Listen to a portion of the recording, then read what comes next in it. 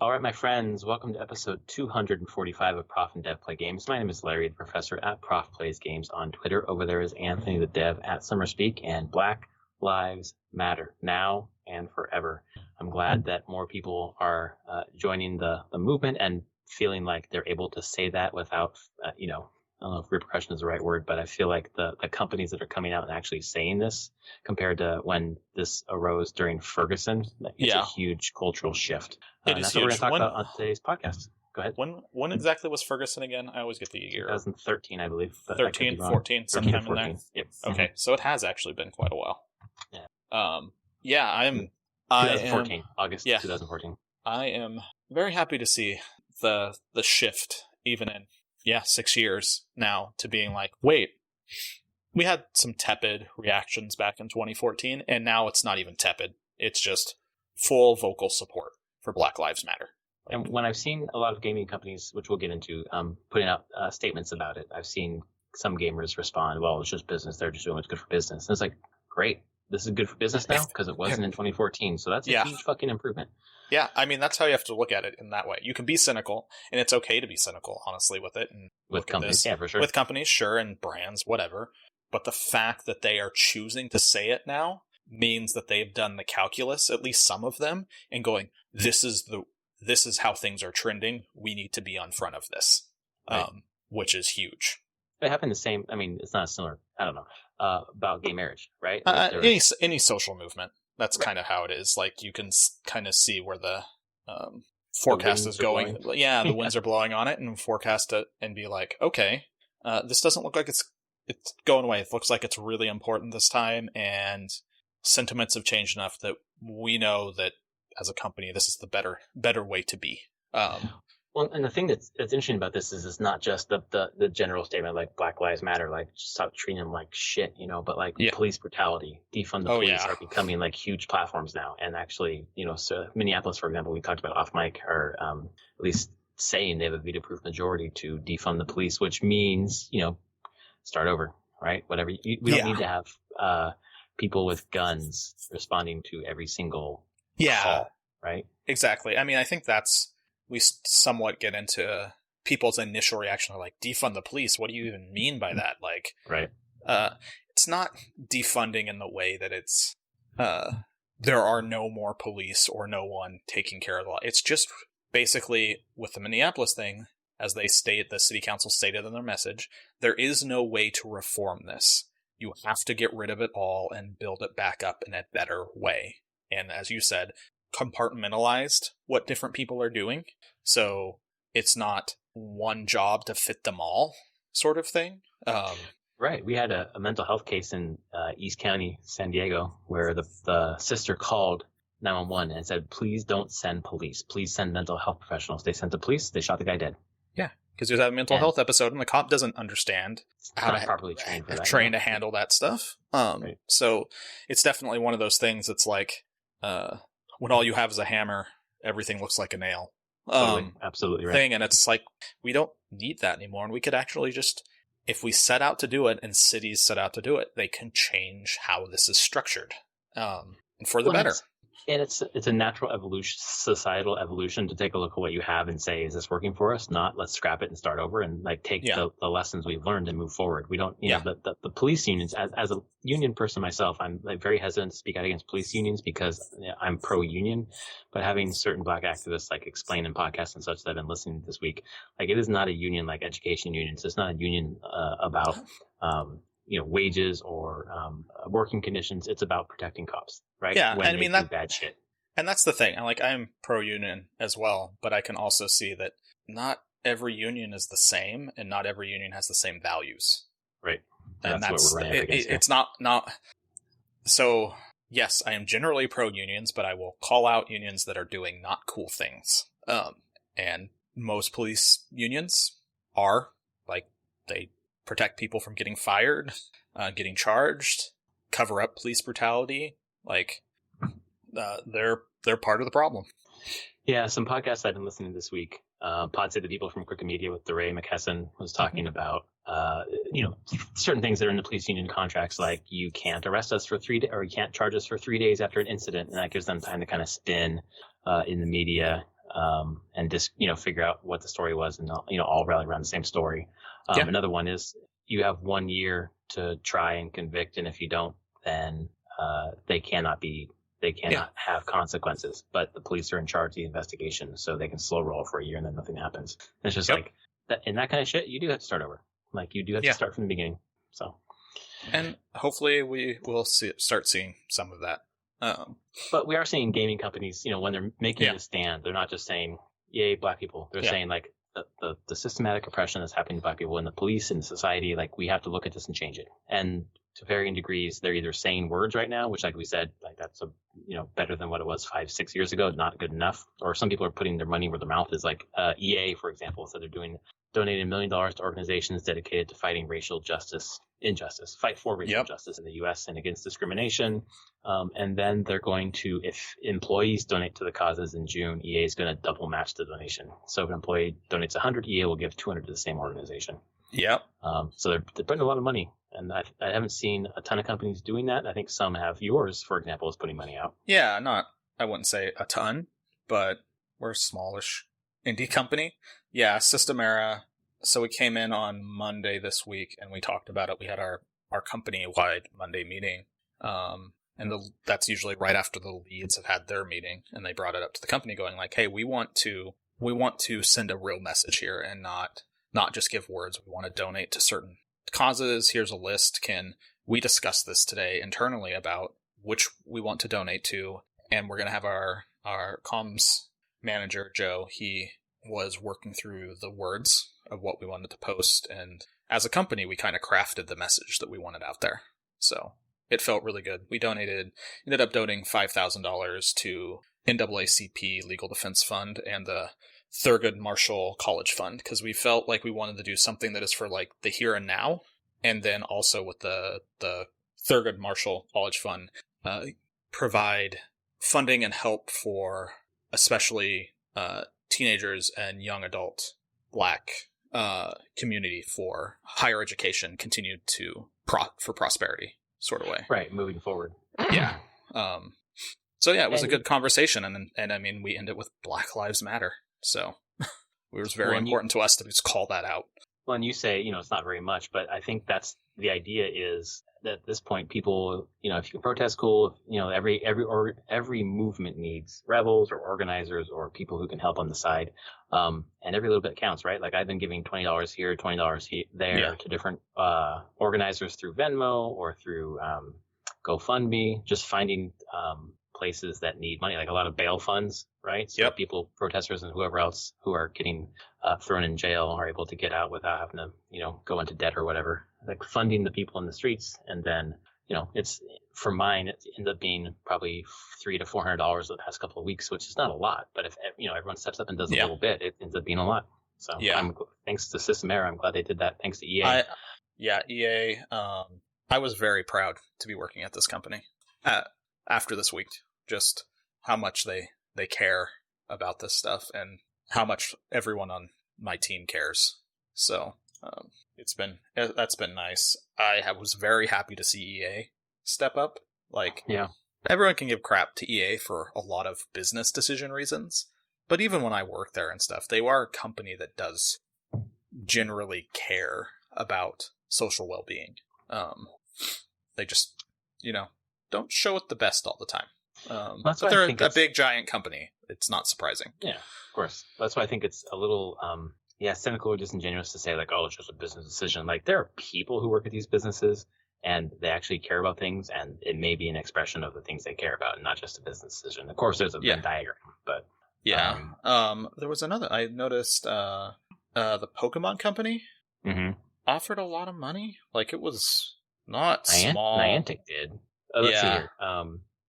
Niantic will donate half of a minimum of $5 million from the sale of Pokemon Go Fest tickets to fund projects from Black gaming and augmented reality developers that can live on the Niantic platform.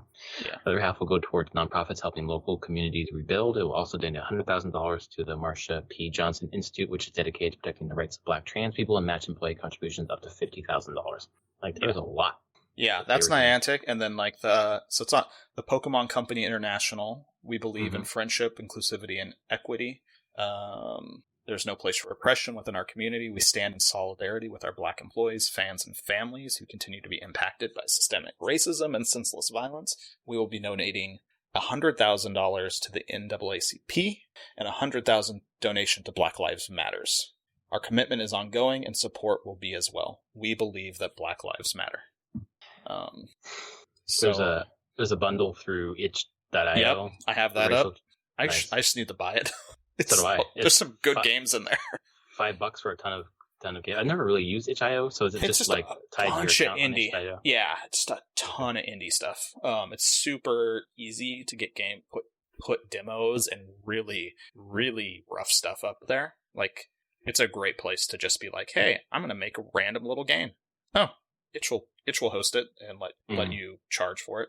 And then are you downloading off there, or is it browser-based games? No, you can download off there. Oh, okay. So, like, Oxenfree is on there. Oh, okay. Night in the Woods. It's just a lot of small indie things. Like, this has just a bunch of stuff by indie developers that are just putting stuff out there. Overland is on there. So, like, Finji puts all their stuff up on here. Okay. Yeah, and Itch started, they were a place originally that they still have it. They do a lot of game jams. And this is a way that people could put their game jam games up on here. That's cool. Like, oh, wow. Oh, this is awesome. There's a bunch of crazy shit on here. Yeah, Super Hot's on here. That's right. Super Hot was on the first up. So, like, it's I don't think it's in the bundle, but that they're on Itch. Itch is a thing where no one really talks about it, but it is an actual entity in the game dev world and game world. There's a visual novel game called Order a Pizza, a visual novel where you play as a divorced dad trying to order the perfect pizza. That sounds interesting. And then Extreme Meat Punks Forever, which is a gay disaster mech pilot killing fascists. I'm going to buy it just for that game. So it's $5 for like $3,500 worth of games. Obviously, please donate more than $5 if you're gonna do this, because that's a lot of value for your money. It goes to a good cause. So I feel like people are banding together, like in terms of the gaming space, people are banding together, doing streams, doing charity streams to raise tons of money for community organizations in Minneapolis or across the country, Black organizations that help against police brutality or to raise Black lives up. But also a lot of people are signal boosting a lot of Black voices in the area. There's a podcast specifically that I've listened to on and off over the years. That's Spawn on Me. Khalif Adams is the host, and he does it with a couple of people. He had a podcast this week called A Lesson in Blackness, which had a couple of folks, if I can get the names on here. Zombie Kills, Pikachulita, Blessing Adeoye Jr. from Kind of Funny Games, Cameron Hawkins, and Paris Lilly. Nice. And they're just sitting around talking about Black voices in games and what people are doing, and it was really educational for me. So check out that podcast if you have not done that yet. That's a good one. Spawn on Me. Spawn on Me. Okay. Yeah, it's good stuff. I've actually been really happy with like the streamers that I usually watch during the day and stuff.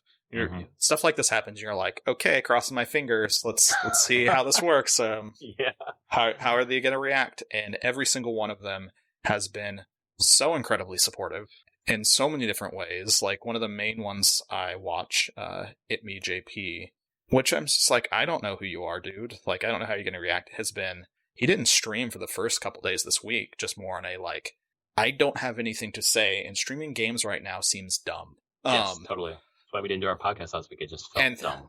And then he now is streaming again, but he's like doing a lot more he's like, I haven't done enough, and I'll do more to like whenever he's done on his stream. And he has thousands of people that typically watch his stream every day. He now actively goes and finds a person of color streamer and hosts their channel. Nice. And I've been around for when it's happened each time this week that he's streamed, and the community around him has been super nice. They give hundreds of subs to these people that their goal is 5. Wow. And like, it just it's amplifying those voices. Who knows who the next big streamer is going to be. And it's been nice to see is like him acknowledging that he can do more and actually using the platform that he has, which everyone has a different size of platform, but he's using his platform to direct it at people that can use the support. And I love seeing that from pretty much a lot of the gaming community right now.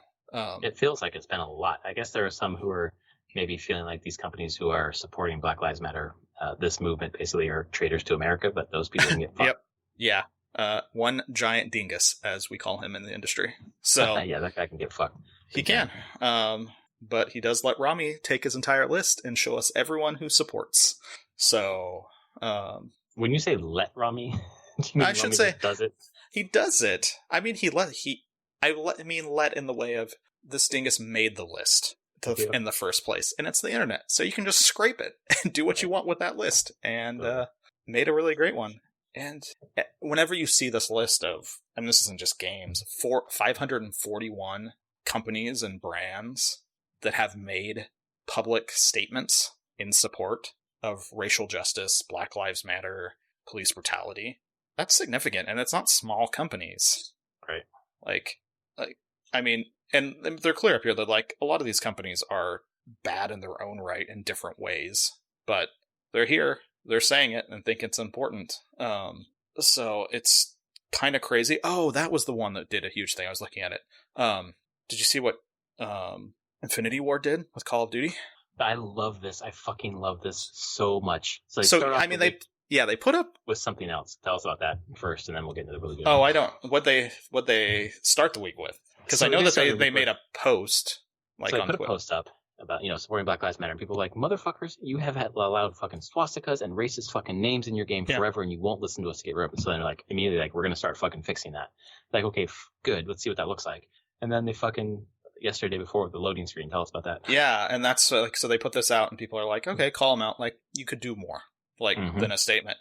And then earlier this week, everyone who booted up the latest Call of Duty got presented with a Black Lives Matter support screen.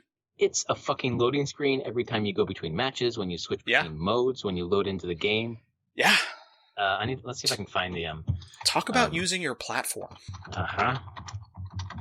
And, like, in a way that's just insane. And I'm sure they pissed off a lot of people. And I bet they don't, at this point, doesn't even matter. I don't think they care at all. No. I mean, I don't know if they do. Let's see if I can make this bigger. It says the systematic injustice. No, fuck, that's too small for me to read. Give me a second. Our community is hurting, is what this load screen said. First it says Black Lives Matter. Then it says our community is hurting. The systematic inequalities our community experiences are once again center stage. Call of Duty and Infinity Ward stand for equality and inclusion. We stand against the racism and injustice our Black community endures. Until change happens and Black Lives Matter, we will never truly be the community we strive to be. That's the splash screen. Yeah. So everyone who has this fucking game, Modern Warfare, had to fucking download an update that made this your loading screen. Yeah. And I fucking love it. I think that, in terms of like the small things that companies are doing, that maybe, this isn't going to, convert a cop to stop beating protesters or killing black people, but it's putting this right in people's face. Protest is about disruption, right? That's what Rockstar did this week, where they shut off all their servers for 2 hours, or maybe it's even all Take-Two games. And for the kid who's some fucking tuned out, and they go to log in and can't log in, and they go and search why, then they at least confronted with some media about what's happening. Yep. And I feel like all this is, they don't care that it's going to make people uncomfortable anymore. So they're just like, confront it, move through it. Like, I can't really think of pretty much any major gaming company who has come out on the other side at all, ever. They're either staying silent or doing this in support of Black Lives Matter. Like always, Valve says nothing. I know. Epic says nothing. Epic stays quiet on most things. So does Valve. Honestly, they don't ever really talk about this stuff at all. Which, especially for Valve and all the crap that's on their marketplace, it would be nice if they actually would care a little bit. At least Epic curates what's on their market, and they don't let this crap in there. Yeah. But Valve doesn't. Valve will let. I'm sure he could find some pretty awful racist shit in the depths of Steam. Oh, absolutely. So, they just have a blanket policy of not saying anything ever about anything. So. Yeah. Because they feel like that's the correct. I mean, saying nothing is still a statement. It totally is. That's what they don't understand that. That's what it is. Yeah. What else? Square Enix is pledging $250,000 will match employee donations to Black Lives Matter organizations. Like, Riot made a statement. I think Riot was donating as well. Match Riot employees. Right. I think that's the best, because you're able to amplify your employees' voice. Yeah. I guess it's good for the company's bottom line too, because if no one donates, and they don't have to, but they still get the buzz for saying it. But that's also kind of shitty. Yeah. I mean, but in a lot of ways, I know a lot of these companies, like, once they're bigger like that, they'll give some, but they don't want to speak for all their employees. They want to also let their employees speak for themselves too. Yep. So, yeah, I don't know. I mean, Sony put out a message. They haven't specifically talked about anything that they have any other comments on it other than just Black Lives Matter. But then they decided to not, do their PS5 event this week. So that's supposed to be the 4th on Thursday. Yep, and they're like, nope, we're holding off. And they're not the only company. CD Projekt is not showing off Cyberpunk. They had a thing this week on the 11th. They were going to be doing an event for Cyberpunk, and I think they've held it off for 1 or 2 more weeks. That's right. It's June 23rd or something like that. Yeah, I think CD Projekt has also done donations. They did a big donation, if I remember right. And I'm happy to see a lot of companies doing, a lot of podcasts, a lot of gaming companies that had stuff coming out, this kind of faux E3 thing. They're just like, no, we're not going to, our voice does not need to be in this space right now. Let those other voices come in and we're talking about some serious shit. It does not matter what new fucking video games are coming out right now. Yeah. It matters that people are fucking getting murdered by the cops in this country. Black people are getting murdered by the cops. And old white people are getting pushed down by the cops. Yeah, and now everyone's just getting attacked by the cops. Let's yes, freely. Exactly. It's cool. This is what you mean when all lives matter, right? We all get beat up by the cops now. Yeah, let's reverse that now. It is shameful that things like that, where white people are getting attacked by the cops now, has woken up white America when this shit was happening to black people for a long time. But I guess better late than never. Jesus Christ!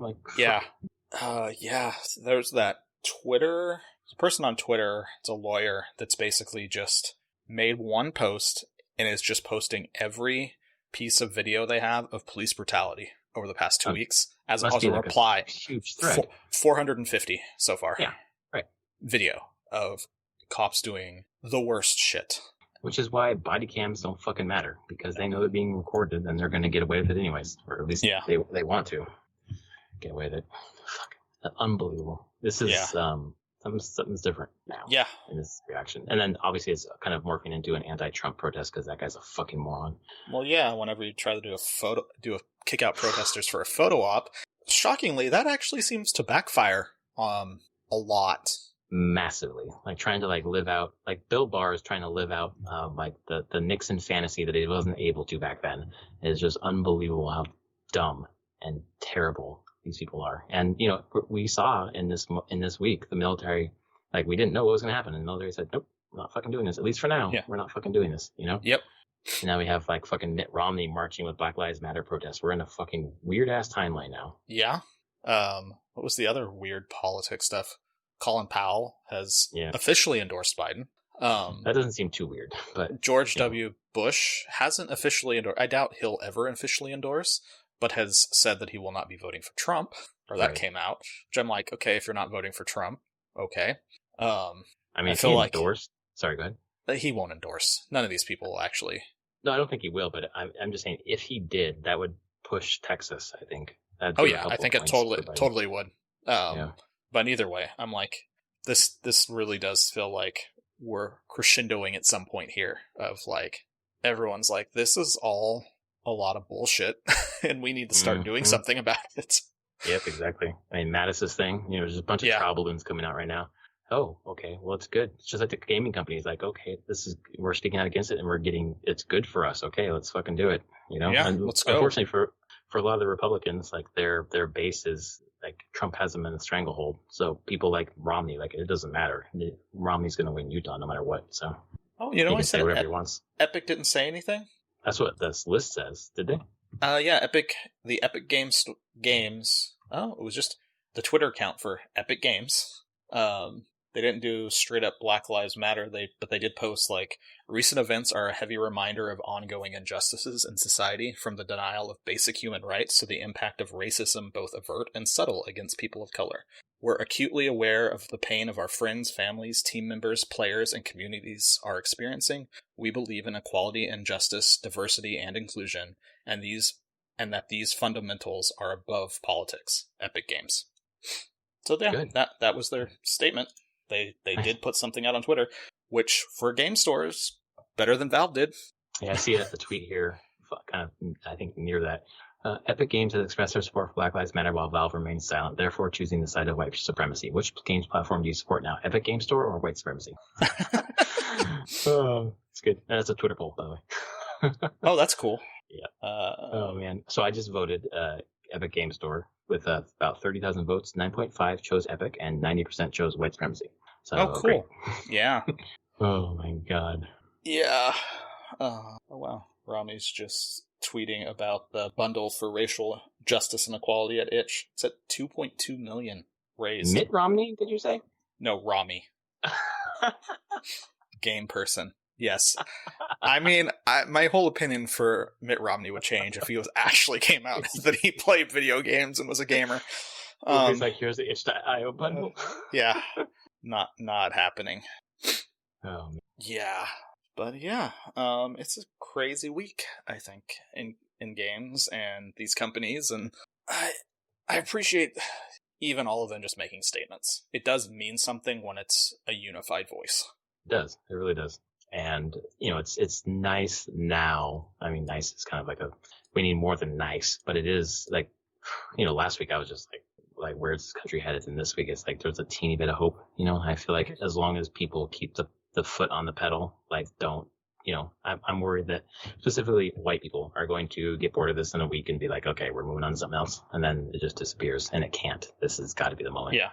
So keep talking to your city councils, keep donating, keep protesting, and also, yeah. I mean, stay the fuck safe because we're in a fucking pandemic. Video games. I did miss it. Seattle Mayor Durkin gave some press conference while we've been talking. People are not too happy with it. So I guess I'll watch that. I'll watch that later. Oh boy, that person needs to fucking. That's a freaking Democrat, right? Yeah, of course it's Democrat.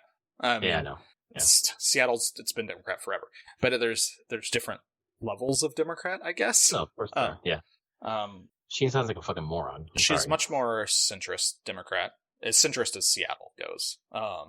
But I don't think anyone's too terribly happy with how she's handled this so far. No. I mean, she hasn't handled it as bad as some mayors, but she hasn't really helped, is the thing. So. Well, and the Seattle police saying, we're not going to use tear gas. Oh, by the way, we're using tear gas. Yeah. No. Pepper spray. Different. Because we care. I read a report that they had used tear gas last night. Was that on? It was not tear gas. Oh, okay. Like, someone originally posted that, and then it was very clear that they did not use tear gas last night. They specific canisters that they used were literally our defense grade pepper spray. Like, they're pepper spray grenades. It's a different chemical concoction, so it's not tear gas. Whatever. If they want to argue the semantics, exactly. Sure, but cool.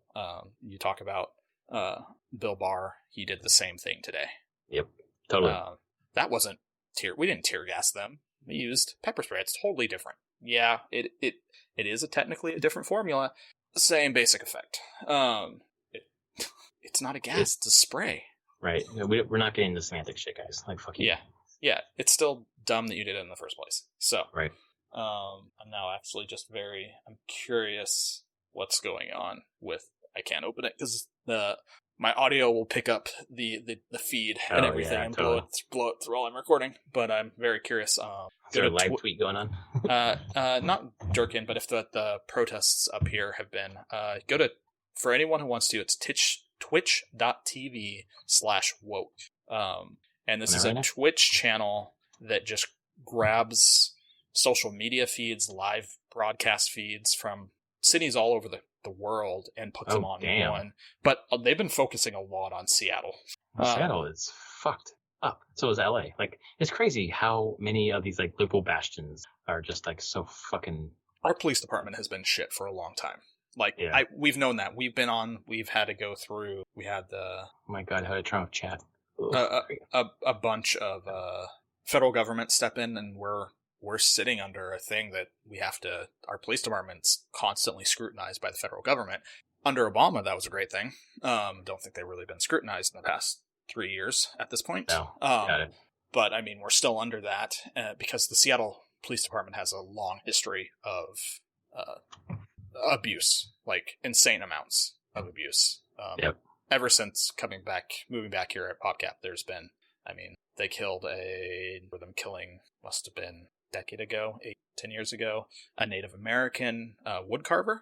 He was sitting at a bus stop and he was carving. He had a larger knife, but he wasn't threatening. And they don't know why. Someone got spooked by him and they shot him, killed him. He wasn't threatening. There's video of the whole thing. He was not threatening anybody. If anything, was a little confused about what was going on. But that happened. There was a time, I remember early at PopCap, where they were chasing a person and they body checked him into the side of the Cinerama Theater, put him in a coma, and he eventually died. That was great. Christ. It's just constant. It's just things like that popped up, and that's why we're under federal scrutiny, and having to do crazy reforms, but clearly that's stopped. That's obviously changed nothing, and Jeff Sessions shut all that shit down. So yeah, exactly. So fuck that guy too. Our Seattle. I'm not under the Seattle Police Department. That's the thing. Where I live is not in this city. I'm in the county. We have sheriffs, deputies.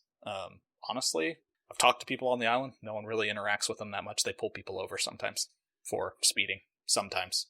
What's the black population of where you live? You can say it, Vashon. Little island. It's not racially diverse at all. Right. Washington itself is not a very racially diverse state. Right. And so I'm just thinking though that's not true. There's a lot of Asian population here. A chunk of Hispanic, but other than that, there's like a very small black community here overall. Like I've heard people talk that they came here from other parts of the country, and then they moved away because they didn't have the community here that they wanted. Like it just wasn't big enough. It's a thing. There's not a lot of diversity in Washington State overall. Right. But I was just wondering, people talking on your island about just getting pulled over, not a big deal. That's because they're roughly all white. I mean, it's not. It's mostly factor of this. I should say it's speeding, and honestly, the main thing I hear about the deputies here is that this is like the super cush easy job. Oh yeah, I bet they're not going to do a whole lot of work here. Right. Is there enough runway to speed on your island? On the highway, yeah. Like the highway, I say in quotes, the road that runs down the center of the island from north to south.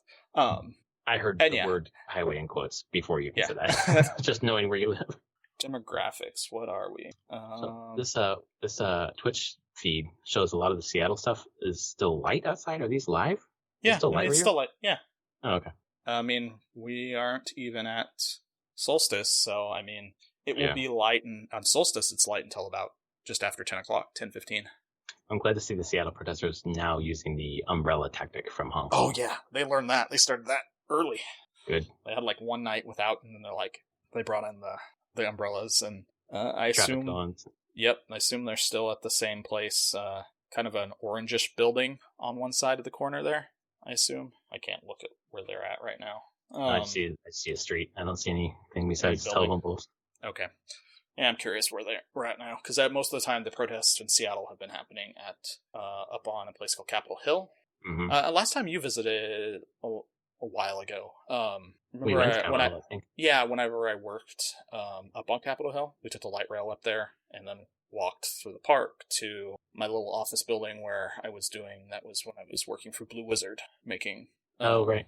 So the one block away from there, that park is where the East Police Precinct is, and that's where all the protests are happening, right by that. Mm-hmm. And they usually gather in the park, Cal Anderson Park right there. And now that there's no curfew, they stay there all night. All night. Good. Not thousands of people. There's usually a couple hundred that stay there all night. Yeah.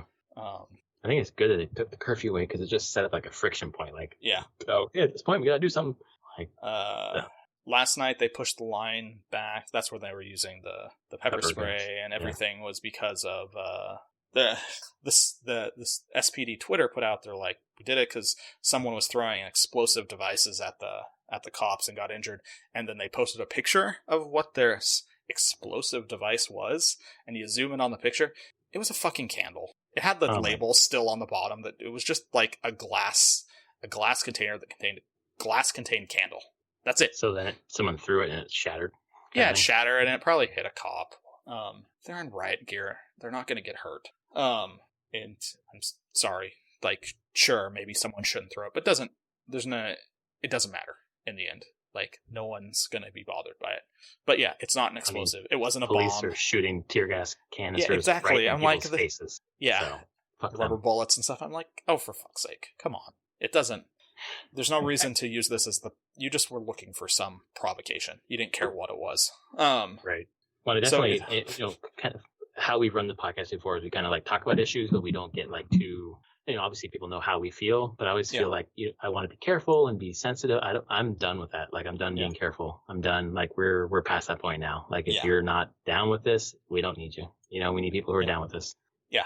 I mean, I had to deal with the stuff on the weekend where there were riots on the first days of protest here. There haven't been since.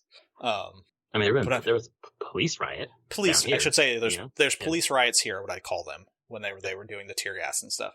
But on the first day, that's whenever people were burning the police cars here. Mm-hmm. Right in downtown, there was like 3 cop cars set on fire. And I laugh about it because I'm like, I get it. It's not the coolest thing to do, probably. But they're all insured. No one got hurt from it.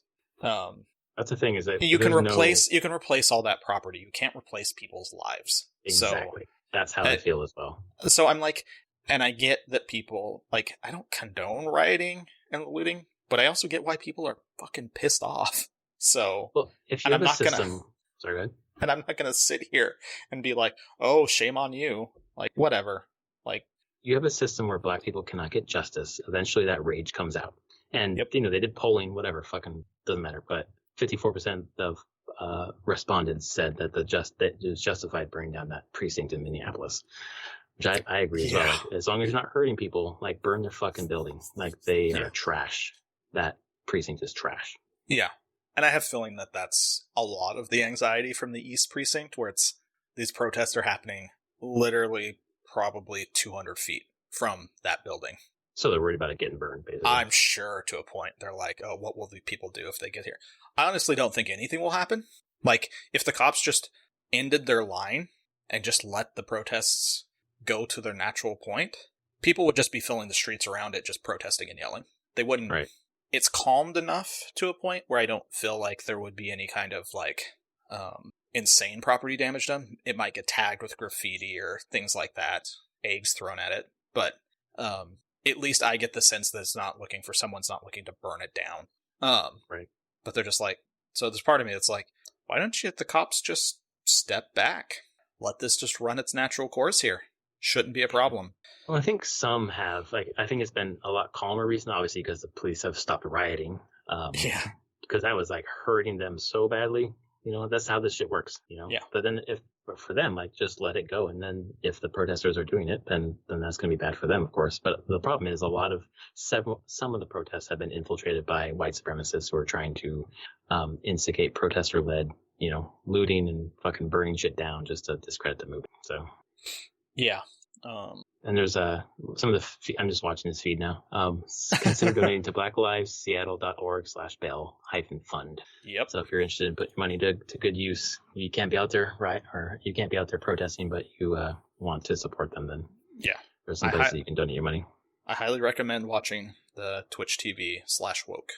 Dude, this is great. It's a cool compilation of a lot of things. Portland has been crazy. They've been focusing on that earlier in the week. Portland, as I would expect, Portland is so full of old punks that they have a huge racist history, Yeah, it's just such a weird city in that way, and I just feel like Seattle is calm compared to what the Portland population would do.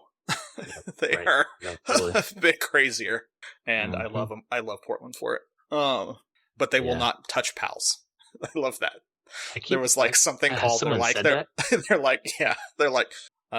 can vandalize, like someone had mentioned, like Portland will vandalize any of the big name stores, but making sure to protect their local businesses and pals.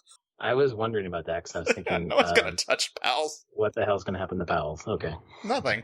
And none of the normal like small businesses over there. Deschutes Brewery, no one's gonna mess with it. Like the local stuff, they'll be fine with. Big chain, the Target, the Walmart, probably get screwed up a little bit, even though Target has, I think, come out and said that they don't care. I think Target did give a statement being like, it's okay, we'll be fine. All right. Well, they've let people, let local areas close theirs down and board up and whatever else. Yeah. So, I don't know. This is a crazy time. It was already crazy with pandemic, and it's just getting crazier. Which probably fed into all this as well, because people are home and without jobs and not working. They can actually take part in this and not be distracted by it, or not be distracted from it. Right. There's nothing else to do. Yeah. So I feel like there's just a convergence of a lot of events that all happened at the right time, as always happens over given enough time. Mm-hmm. Yep. I mean, I didn't think we were going to get out of a Trump presidency without something like this, And he handled it as perfectly as expected. Just a fucking disaster. Thank God he's so bad at this, but man, it's still bad. Like, he's just so sensitive. Outside of the signs that say bunker bitch, just getting to him. Oh, I know. Bunker bitch, bunker baby. I'm like, oh, this has to be getting under his skin. Him saying, I just was inspecting the bunker. Just inspecting. Sure. Say whatever you want. You went to the bunker. Mm-hmm. He is just like all these macho men want to support him, but he is such a beta, man. He is such a coward. Oh yeah. What's the video of him when he has the eagle on his desk? Have you ever seen? Out, right? Yeah. Before it was, and I saw someone retweet a screenshot of that this week, and they're like, "Hey, this is the eagle is America right now," and I'm like, "Yeah, totally. Eagle is a metaphor for America. It's coming for you." I hope we'll get to the point where we can look back at this moment and say this is the moment where America stood up and said, "Fuck this, we're done." I mean, maybe he did unite a big chunk of the U.S. population, just not in support of him. His Proud Boys are not coming out in the way that he thought they would. No, because except for the fucking police. Yeah. Again, another thing I saw. I don't remember where it was. I saw it earlier today in a tweet that showed video of a Proud Boy setting out and drove in a car in an intersection where a protest was going on. Opened the door, dropped out some form of it's not a bomb, it was a big firework thing to provoke police to attack the protest. Mm-hmm. And a dude ran up and threw it back in the car.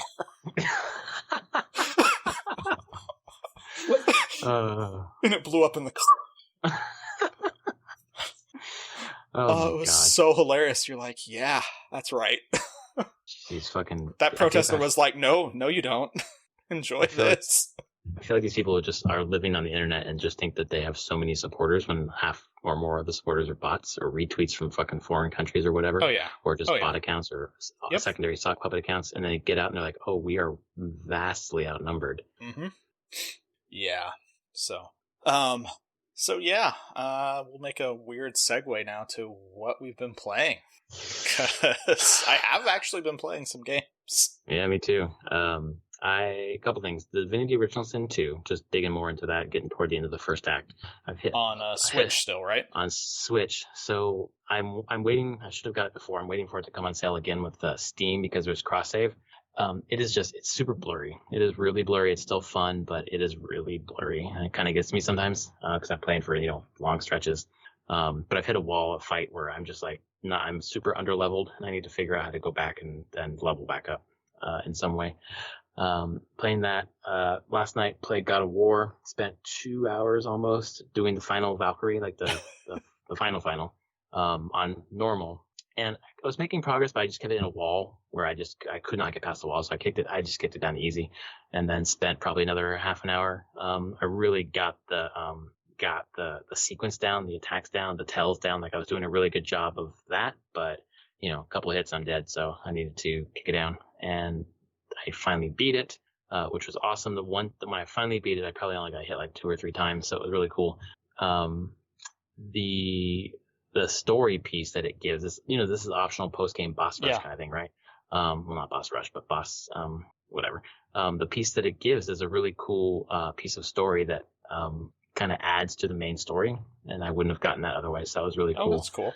But it was really nice to get the tells and really get into the flow of combat. But because there are so many different combinations of buttons to press, and then you have to lock on with R3 when I would just like try to move quickly to get around, or pan the camera around, I would just accidentally click R3 all the time. So I was like losing focus on the Valkyrie, and she would just be flying around. So you have to like keep that so your body like instantly turns toward her. Yeah. So I kept coming off, and that was honestly the biggest frustration of why I couldn't beat it on normal, is because I kept accidentally clicking that when I would move the R3, move the camera around. Okay. So that was frustrating. And then today picked up on Switch 51 Clubhouse Games. Oh, nice. Yep. I've been looking forward to that coming out, and picked it up today, and my wife and I played bowling, we played darts, we played baseball, we played a couple other games. It's a ton of fun. It's exactly what you think it is. But Nintendo, of course, fucking annoying. Like, I download it. You have a limited time before this podcast starts. We're hanging out. Yeah. So I'm like, oh, just load it up. Turn on bowling. We'll play 2-player. You have to go through like this whole like intro screen, like a huge conversation. You have to do like a demo with like a character to show you the ropes of a different game you don't care about. And it took me a while to like be able to select 2 players for bowling, because only let you select 1 player until then. So it's just like 15 minutes of like bullshit before I can actually get the game going. And just annoying. Oh, there's a fucking, some sort of, projection system that's projecting a huge billboard in Seattle that says "Stop Killer Cops" on the side of a wall. Pretty good. Yep. Anyway, so that's what I've been playing. What about you? So I've played a lot of Astroneer. Farther into Astroneer than I've ever played. I think my playtime now is sitting around 75, 80 hours. I work on a really cool game in a lot of ways. I've had a blast with that. Just kind of, it is, when people talk about like the survival craft games, Astroneer is not really so much a survival game. It's like light survival, but it's much more about just chilling out and exploring and kind of setting your own goals and making your own things. Like there isn't a lot of intentional direction going on. Just plan, build base, build bigger shuttles to go to different planets, explore those planets. Look at, you might have found a new resource. I wonder what you can do with that. Sort of thing. It's been a ton of fun actually playing that for like, I'm playing it through deeper than I probably have before, just to get a better sense of how everything fits together. Especially as we have a bunch of new stuff coming out in a couple weeks. And so I just kind of want to see how that all fits together, but has given me a better appreciation of the game overall. So that's been fun. That's kind of been work, but also, again, it's a relaxing game. It's not trying to be a harsh survival game, so it's very nice when there's a lot of stress going on. Just one of those games where you can just, I want to go see pretty things, and you can just play around and make things and go see pretty things. Because the game is pretty, in a very low poly sort of way, but it has great color composition and just neat things to see. That's what strikes me when I see screenshots and videos, is just the color palette is really inviting. It is. It's a very inviting game that way. I actually think that's one of the reasons it's been so successful, is it shows really well in screenshots and videos. So, do you feel like Astroneer is benefiting in the same way that Animal Crossing is right now, in terms of kind of like a chill, fun gameplay? Based on analytic dashboards I have access to, yes, it's benefiting quite well. It's doing really well. This has been a very good time for video games in general. Like I had to do my bi-monthly off-island go to do shopping, and I went to Target to get some stuff. Like Target's entire video game thing, in my closest one in Seattle, there was nothing. Like they maybe had like 4 games total across all systems. Like no consoles. Almost all games were gone. Dang. Like I was just like, holy crap! People want their games right now. I wonder if is that also a symptom of like supply coming in as constrained? I'm sure supply too. Like there's supply and people have been buying a bunch. Well, we were playing the 51 Clubhouse games, and my wife was like, "Oh, this would be perfect for my parents." Like, yeah, you can't get a fucking Switch. Yeah, good luck. And so beyond that, I've been playing Xenoblade Chronicles, which I had never played before. Right. Never played this one. Which was the one you had on the Wii? Was that Xenoblade Chronicles X? X, exactly. Okay. That was the Wii U, but yeah. That was the Wii U. Sorry, because the Xenoblade Chronicles was the Wii. That's right. And then Xenoblade Chronicles 2 is Switch as well. Yes, that's correct. Which I don't understand. I've not looked at how X and 2 fit into the storyline. Not So I don't know. So I've been playing it on Switch. I have no previous time with this game. Never got to play it. I did know some people back at PopCap who imported it from Europe before it ever came out in the States. Because it didn't look like it was ever going to come out in the States.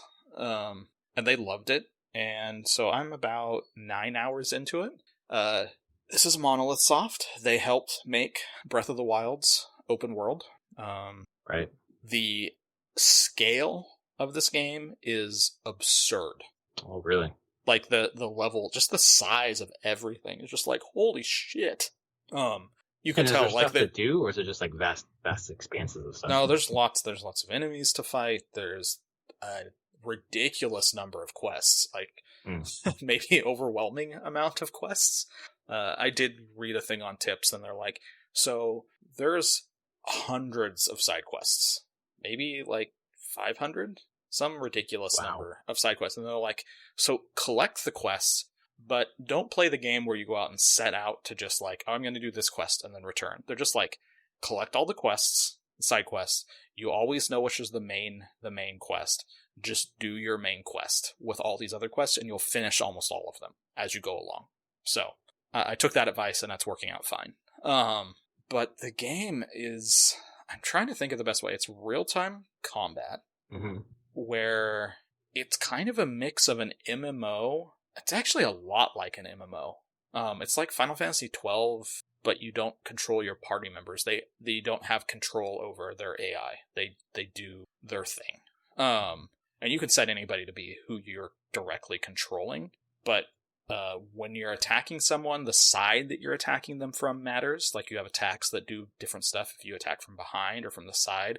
So everyone's auto-attacking like an MMO, and there's aggro like an MMO, so you build someone up as a tank so that they draw aggro, and then you have, like, I'm playing the main character who has abilities to drop aggro, attack from behind, do things like that. So it kind of feels like a single-player MMO in a lot of ways. But the combat is, there's a lot going on. I can see this could be incredibly overwhelming for a lot of people. I feel like I have a good grasp on it now. And it's cool. I'm having a blast, and it's definitely not a combat system where you can just be like, oh, I'm just gonna go on autopilot. No, you don't get to go on autopilot. You need to be actively involved. There's so many mechanics going on during combat that you have to pay attention. But it makes for really engaging fights. So how's the difficulty feel? How's it tuned? It was a little rough to begin with, but I think I've gotten a lot better at it now. The difficulty is clearly was more of me coming to grasp with all those mechanics. Because as soon as I started making use of different mechanics and setting up my characters properly as, like, you're a tank, you're the healer, you're the DPS, and equipping them with the right items and bonuses to make them fit into those roles, the combat got a lot easier. So it was just changing kind of how I played the game and just coming to terms with the complexity and taking that time to get over that learning curve. And once I did that, then I've had a much easier time with it. So yeah, it looks good. It is a little blurry. I won't lie, on handheld mode, not a ton, but it's definitely pushing the Switch a little bit there, because these environments are huge. They show a lot. I don't know what else to say. Like, story-wise, I'm pretty invested. I want to see where this is going. It's very unique world and lore. So yeah, it's definitely it's a different JRPG than I've played in a long time.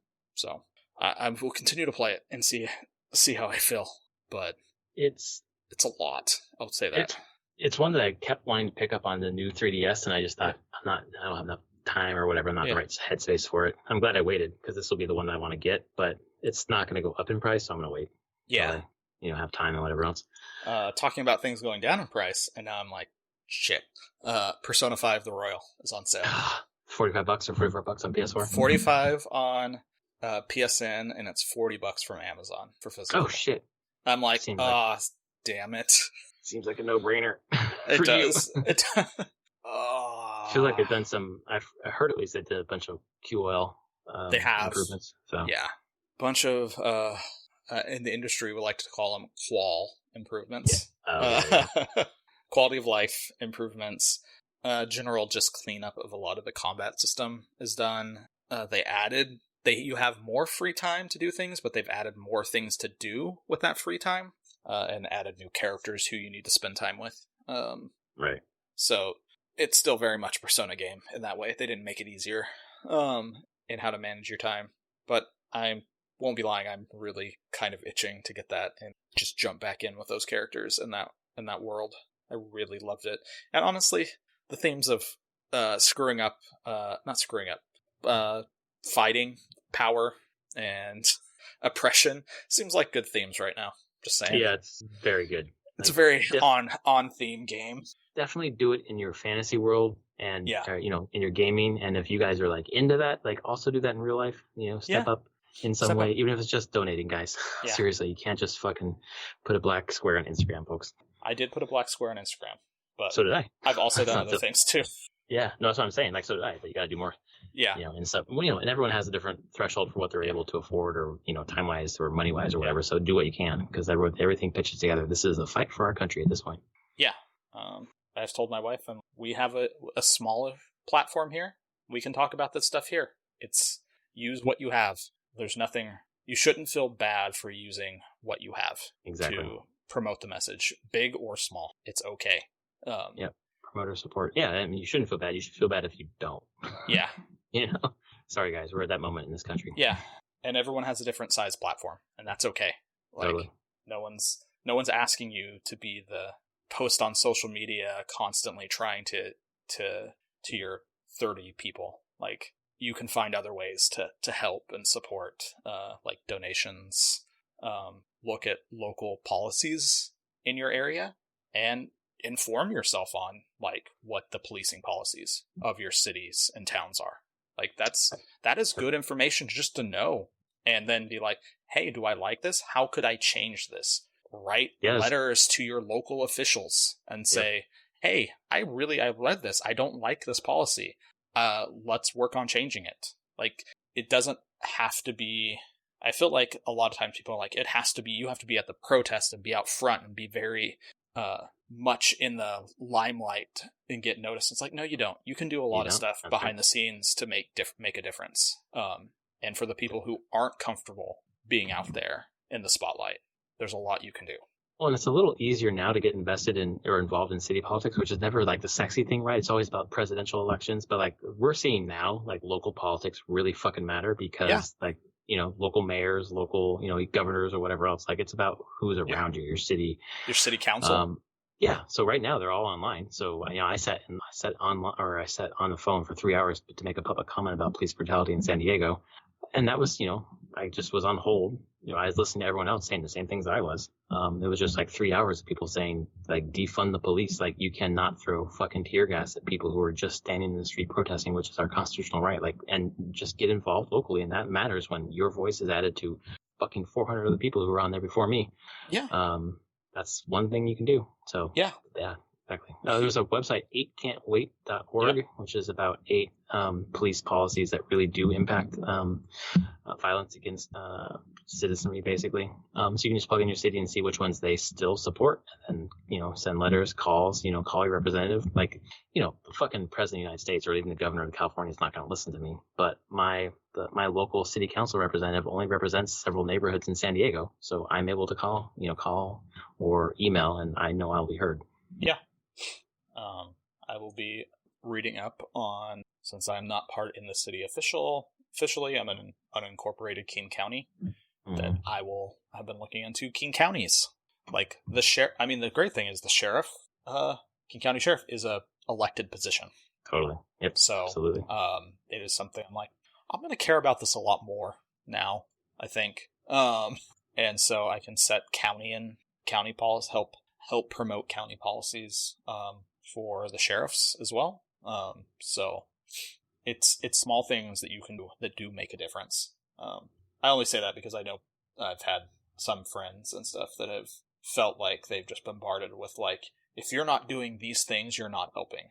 And I've been telling them like, no, you don't have to be doing those things that they're talking about. There are a whole bunch of other things you can be doing, that fit better with the time that you have, the type of person that you actually are, and things that you feel comfortable doing that do make a difference. So, yep, absolutely. Don't feel like dissuaded because there are voices saying that you aren't doing enough. Well, that's the thing that my wife and I have been grappling with, is because we've, been to so many protests since we were, 18 going to college. And now, daughter, pandemic, we're like, we finally found a couple that we could go to. There was a car protest that was massive in San Diego. And then there was a little one in our neighborhood that was socially distanced and good. And we took our daughter.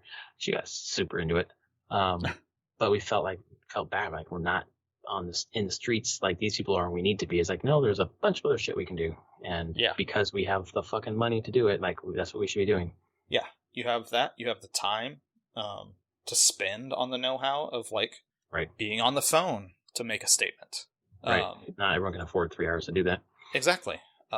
So people can do what they can do, and it's okay. Hopefully things will change. I assume eventually they will, no matter what. It could go away again and we'll come back again. This is the thing. It's not, I feel even if things simmered down now and people got bored and went away, this would be back again. Like a few years, another year, it's going to happen again. Yeah. There's going to be cell phone footage of police killing a black person for no reason. Okay, they killed him for a $20 counterfeit $20 bill. Really? Right, not a reason to die, folks. Yeah, there's no reason to die. There's no reason at all should die for any of this stuff. So, right. But it's definitely, I'm like, if it's not now, it's gonna happen. Because this isn't going away. Right, not at all. If clearly the police have shown that they are more than happy to keep doing this. So, even while they're being filmed constantly now. Right. That's the thing that just blows my mind. You would think they'd be on their best behavior, but no. That's why body cameras don't work, right? Because they don't care if they're getting filmed. But we've been over this in this podcast. We're just going around in circles. It's fine. Yeah. We can. Everyone who's listening, call it. Find a way to get involved. Yeah. Find a way to get involved for sure. Amplify voices that need to be amplified. This has been episode 245 of Prof and Dad Play Games. He is at SummerSpeak. I am at Prof Plays Games. Hopefully we'll see you back next week because you know who we are and what we do now. And we'll see you then. Later, everyone.